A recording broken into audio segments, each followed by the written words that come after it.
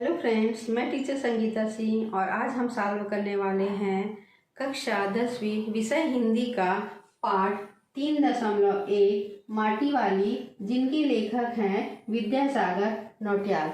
इस पाठ के सभी प्रश्नों को सॉल्व करने वाले। चलिए पहला प्रश्न सॉल्व करते हैं। पहला प्रश्न है, माटी वाली के बिना टिहरी शहर के कई घरों में चूल्हों तक का जलना क्यों मुश्किल हो जाता था। तो पाठ की कहानी, माटी वाली माटा खान से मिट्टी लाकर घर घर तक चूल्हे लिपने का कार्य करती है और उस टिहरी शहर में माटी वाली के अतिरिक्त और कोई दूसरा मिट्टी वाला या माटी वाला नहीं था। इसीलिए जो है वो माटी वाली के बिना टिहरी शहर के कई घरों में चूल्हों तक का जलना मुश्किल हो जाता था। माटी वाली का कंटर किस प्रकार का था?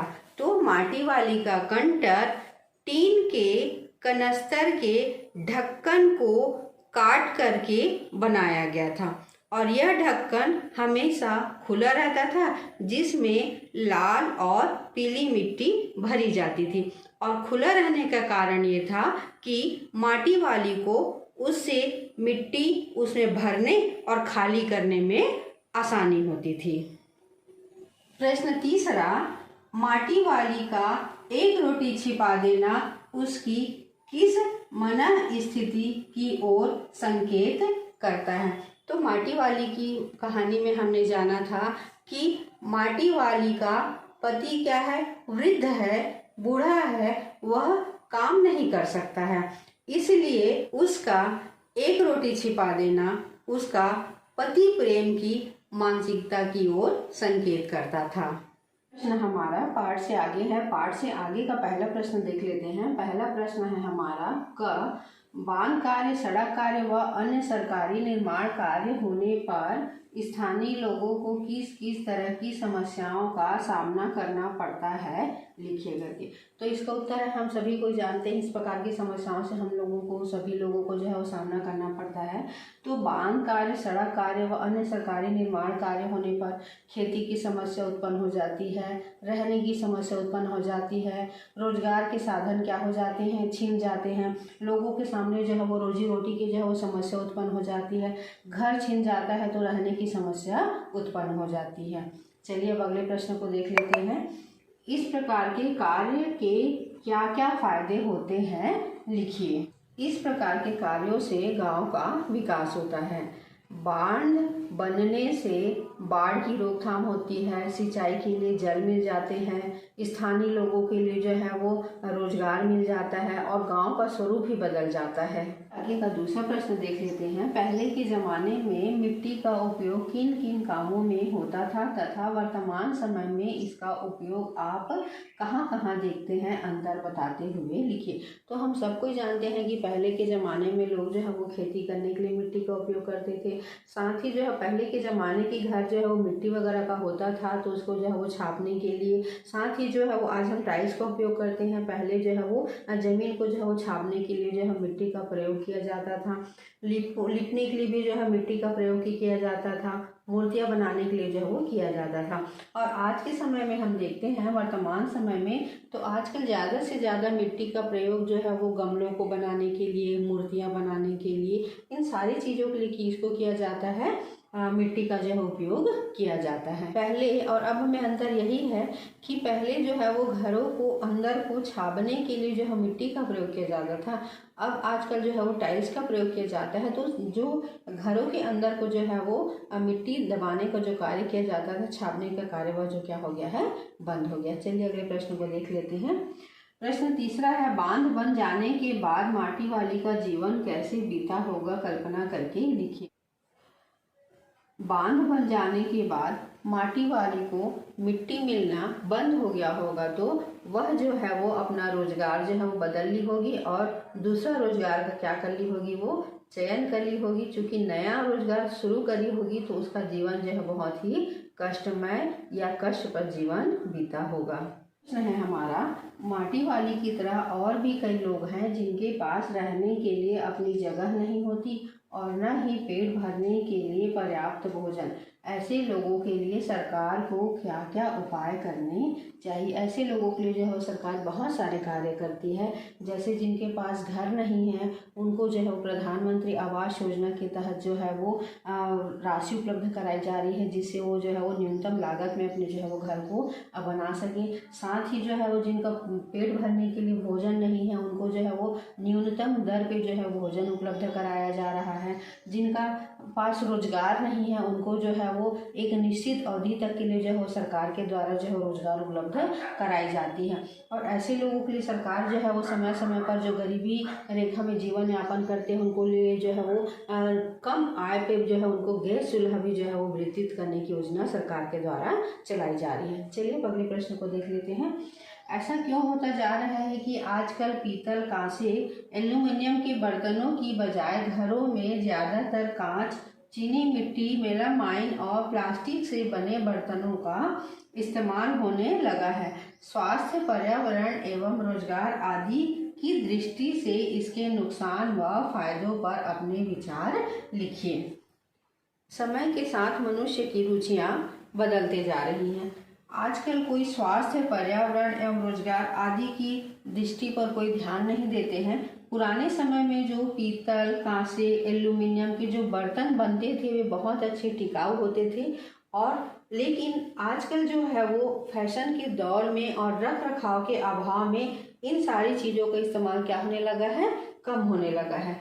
अब जो है वो फैशन में जो है वो समय ले लिया है, और जो ये कीमती चीज़ें होती थी पीतल, कांसे के बर्तन, वो आजकल जो है वो मिट्टी के भाव में जो है वो बाजार में बेची जा रही हैं। अगला प्रश्न है हमारा मृৎशिल्प कला अर्थात मिट्टी से निर्मित कलाकृति। इसके ऊपर प्रश्न है, आप अपने आसपास इस तरह की कलाकृतियाँ कहाँ कहाँ देखते हैं तथा ये भी पता कीजिए कि इस कला की क्या क्या विशेषताएं हैं।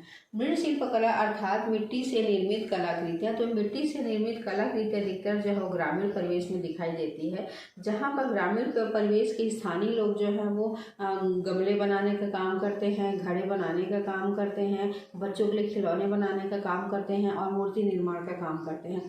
साथ ही यह जो है वो ये जितने भी निर्माण कार्य होते हैं वह ये लोग जो है वो शहरी क्षेत्रों की आवश्यकताओं की तो पूर्ति करते ही करते हैं, साथ ही ग्रामीण जो है वो अपने रोजगार के साधन के लिए भी इसका क्या कर सकते हैं, उपयोग कर सकते हैं। चलिए अगला प्रश्न देख लेते हैं। आपके शहर राज्य के ऐसे कलाकारों के नाम बताइए जिन्होंने मृৎशिल्प कला के क्षेत्र में प्रदेश को पहचान दिलाई हो। तो हम जिस क्षेत्र में रहते हैं, जिस छत्तीसगढ़ राज्य में रहते हैं, वहाँ पर रायपुर जिले में जो है वो बहुत समय से जो है वो मूर्ति कला निर्माण कार्य होते आ रहा है, और उसमें रायपुर से मुकुंद पेंटर बढ़ईपारा, इनका नाम जो है वो प्रसिद्ध है मूर्ति कला निर्माण के रूप में।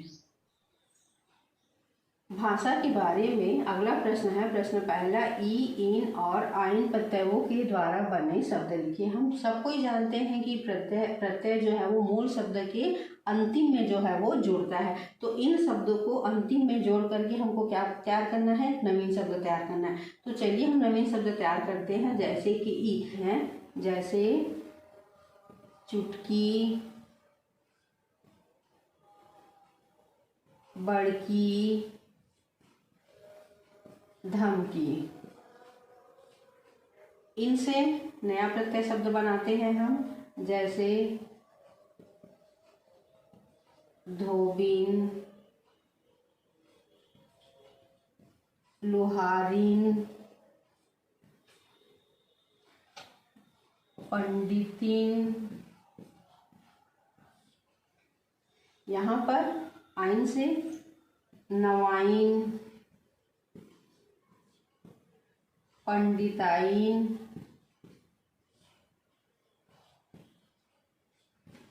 चौधराइन। इस प्रकार से हमको ऐसा शब्द तैयार करना है जिसके अंतिम में ई, इन और आइन प्रत्यय आ जाए। भाषा के बारे में अगला प्रश्न है हमारा, पाठ में आए मुहावरों के अर्थ एवं वाक्य प्रयोग कीजिए। इसको जनतंत्र के जन्म पाठ में मैं आप लोगों को समझा चुकी हूँ कि किस तरीके से हमको जो है वो आए हुए शब्दों का जो है वो मुहावरों के अर्थ निकालने चाहिए और साथ में जो है वाक्यों का प्रयोग करना चाहिए। चलिए फिर से इनका देख लेते हैं। पहला है हमारा दिल गवाही नहीं देता। तो दिल गवाही नहीं देता का अर्थ हो जाता है मन नहीं मानता, मन नहीं मानता। अब हमको इसका क्या करना है, वाक्यों में प्रयोग करना है। तो वाक्यों में प्रयोग करने के लिए आप किसी भी तरीके से शब्द इनसे मिलता जुलता आप क्या कर सकते हैं, बना सकते हैं। तो चलिए, जैसे मैं इसका जो है वो वाक्य में प्रयोग कर रही हूँ। तो पुरानी चीज़ों को बेचने के लिए दिल गवाही नहीं देता है। जैसे कि माटी वाली पार्ट में हमने पढ़ा था कि कांसे और पीतल के बर्तनों को बेचने का ठकुराइन का मन नहीं करता है। उसी से हम यहाँ पे शब्द बना सकते हैं कि पुरानी वस्तुओं को बेचने के लिए दिल गवाही नहीं देता है। एक बात और बताई थी कि जो हम वाक्य प्रयोग करते हैं उसमें हमारा ये वाला वाक्य जो है वो आना जरूरी है, तभी हमको जो है पूर्ण नंबर प्राप्त होते हैं। लेकिन बच्चे लोग जो है वो अर्थ को लिख देते हैं। अर्थ को लिखेंगे तो हमारा उत्तर क्या हो जाएगा, गलत हो जाएगा। हमको किसको लिखना है, इस जो शब्द में जो वाक्य आया है हमको उसको लिखना है कि पुराने सामानों को बेचने का दिल गवाही नहीं देता। इस तरीके से लिखेंगे तो पूर्ण नंबर प्राप्त हो जाएगा। चलिए दूसरा देख लेते हैं, मन महसूस कर रह जाना। तो मन महसूस कर रह जाना का अर्थ होता है पछताना या पछतावा। जब समय पे कोई वस्तु नहीं मिलती है तो मन महसूस कर रह जाता है। अगला देखते हैं, कातर नजरों से देखना। तो कातर नजरों से देखना दयनीय दशा, दयनीय दशा। बुढ़ा माटी वाली को कातर नजरों से देखता था। अगला देख लेते हैं, चेहरा खिल उठना। चेहरा खिल उठना का अर्थ क्या होता है, आनंदित होना, आनंदित होना। बेहतर परिणाम देखकर चेहरा खिल उठता है, या बोर्ड परीक्षा में अच्छे नंबरों से पास होने पर चेहरा खिल उठता है। तो इसी तरीके से आप अपने शब्द को जमा सकते हैं कि अच्छे अंकों से प्राप्त होने पर चेहरा खिल उठा। कोई भी वाक्य जमा सकते हैं, शर्त यही रहती है कि ये जो वाक्य दिया गया है हमारे वाक्यों के प्रयोग में वो आना चाहिए। चलिए अब अगला देख लेते हैं, दिमाग चकराने लगना। दिमाग चकराने लगना का अर्थ होता है परेशान होना। ट्रैफिक को देखकर दिमाग चकराने लगता है। महत्वपूर्ण प्रश्न है जो बोर्ड परीक्षा की दृष्टि से इम्पोर्टेंट होते हैं, उनको अब देख लेते हैं। जिसमें सबसे पहला प्रश्न है, गाढ़ी कमाई का शाब्दिक अर्थ है। गाढ़ी कमाई का क्या अर्थ होता है, कड़ी मेहनत, आत्मविश्वास, मेहनत, रोजगार। तो गाढ़ी कमाई का शाब्दिक अर्थ होता है कड़ी मेहनत। चलिए दूसरा प्रश्न देख लेते हैं, अशक्त का विलोम है। अशक्त का विपरीत शब्द लिखना है सशक्त, कमजोर, निर्बल, असहाय। तो अशक्त का विलोम शब्द होता है सशक्त। दिल गवाही नहीं देना का अर्थ है, अभी हम लोग थोड़ी देर पहले ही इसका वाक्यों में प्रयोग में देखे हैं, इच्छा होना, मन लग जाना, मन नहीं मानता, मान जाना। हमने उत्तर क्या देखा था, मन नहीं मानता। दिल गवाही नहीं देना का अर्थ क्या होता है, मन नहीं मानता। चलिए अगला प्रश्न देख लेते हैं, उसका कोई प्रतिद्वंदी नहीं है। इस वाक्य में कौन सी शब्द शक्ति है, अमीधा है, व्यंजना है, लक्षणा है, वाच्यार्थ है। तो इसमें जो है वो कौन सी शब्द शक्ति है, अमीधा शब्द शक्ति है। अगला प्रश्न देख लेते हैं, गरीब आदमी का शमशान नहीं उजड़ना चाहिए में शमशान से तात्पर्य है। तो इसका ऑप्शन दिया हुआ है कब्रिस्तान, घर, रोजगार, शमशान घर। तो गरीब आदमी का शमशान नहीं उजड़ना चाहिए में शमशान का तात्पर्य है घर नहीं उजड़ना चाहिए। प्रश्न छठवां है, वह अपनी माटी छोड़कर जा चुका था। इस वाक्य में माटी से क्या आशय है, मिट्टी, शरीर, जन्मभूमि, देश। तो माटी से आशय है शरीर को छोड़कर जा चुका था। कंटर का शाब्दिक अर्थ है कनस्तर, कटर, टीन या ये सभी। तो कंटर का शाब्दिक अर्थ होता है कनस्तर। निम्न में से कौन सा शब्द विदेशी शब्द है, प्लास्टिक, मनुष्य, मृदा, तांदुल। तो प्लास्टिक शब्द क्या है, विदेशी शब्द है। अगला प्रश्न है, माटी का तत्सम रूप है मृतिका, मिट्टी, मृड, मृदा। तो माटी का तत्सम रूप होता है मृतिका। माटी वाली कहानी में समस्या पर प्रकाश डाला गया। किस समस्या पर बात की गई है? तो माटी वाली में जो है वो रोजगार की, गरीबी की, विस्थापन की, जल की। तो किसकी समस्या पर प्रकाश डाला गया है? विस्थापन की समस्या पर प्रकाश डाला गया है। भाषा के बारे में तीसरा प्रश्न है, अमीधा और लक्षण शब्द शक्ति के 5 वाक्य ढूंढ करके लिखिए। मैं इसको आप लोगों की सहायता के लिए इसे 2 भागों में क्या कर दी हूँ, मैं विभाजित कर दी हूँ। और एक साइड जो है पूरे अमीधा शब्द शक्ति को लिख दी हूँ और दूसरे साइड पूरे किसको लिख दी हूँ, मैं लक्षण शब्द शक्ति को लिख दी हूँ।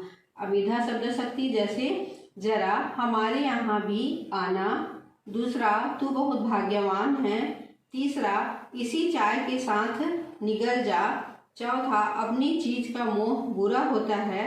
5वां, माटा खान तो मेरी रोजी है साहब। यहाँ पे जैसा वाक्य दिया गया है वैसा ही इसका अर्थ निकल रहा है, इसलिए इसमें कौन सा शब्द शक्ति है? अमीधा शब्द शक्ति है। अब लक्षण शब्द शक्ति को देख लेते हैं। यहाँ सारे गधे हैं, वह तो शेर है, वह लड़की गाय है, पूरे बर्तन साफ हो गए, वह माटी छोड़कर जा चुका था। इन वाक्यों को देखते हैं तो ऐसा लगता है इन वाक्यों को छोड़ करके कुछ इसका अलग अर्थ निकलता है, इसलिए इन सभी में क्या है? लक्षणा शब्द शक्ति है। ये थे माटी वाली पाठ के संपूर्ण प्रश्न अभ्यास। और अगर आज आप लोगों को यह मेरा वीडियो पसंद आया होगा तो like, comment, share and subscribe कीजिएगा। और मेरे अगले वीडियो में आप क्या देखना चाहते हैं कमेंट करके बताइएगा।